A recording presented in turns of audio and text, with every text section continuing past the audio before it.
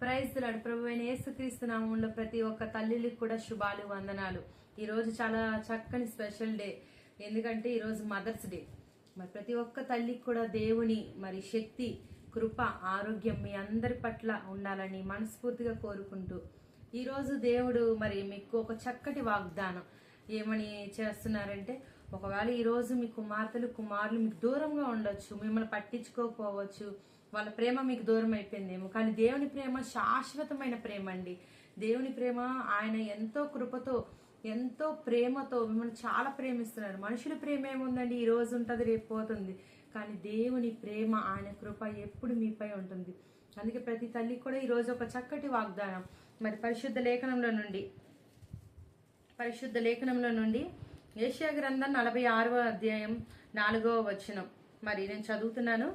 ముదిమి వచ్చే వరకు నిన్ను ఎత్తుకొని వాడను నేనే, తల వెంట్రుకలు నెరయు వరకు నిన్ను ఎత్తుకొని వాడను నేనే చేసి ఉన్నాను. చంక పెట్టుకొని వాడను నేనే, నిన్ను ఎత్తుకొనుచు రక్షించు వాడను నేనే. దేవునికి స్తోత్రం, హల్లెలూయా. చూసారండి, ఒక 3 మాటలు ఇక్కడ మనకు కనిపిస్తున్నాయి.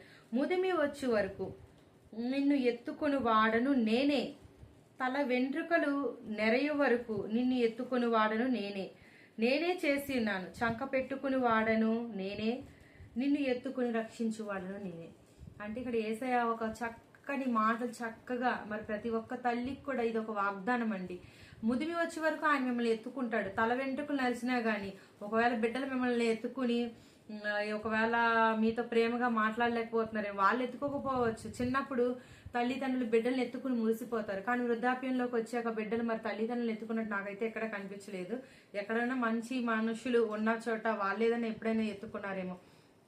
కానీ ఈరోజు తండ్రిని నా వల్ల నీకేం ప్రయోజనం అమ్మా అని ప్రేమగా మాట్లాడుతూ దగ్గర కూర్చుని ఉన్న బిడ్డలు కూడా లేరు. కనీసం అమ్మ నువ్వు అన్నం తిన్నావా, నాన్న నువ్వు అన్నం తిన్నావా, నా వల్ల నీకేమైనా ప్రయోజనమా, లేకపోతే మీరు నాకు ఏదైనా చెప్పాలనుకుంటున్నారా, నాతో మాట్లాడాలనుకుంటున్నారని వాళ్ళకి కొంచెం టైం కూడా మనం కేటాయించట్లేదు. ఈ రోజు ప్రతి ఒక్క కుమార్తెలు అదే స్థితిలో ఉన్నారండి.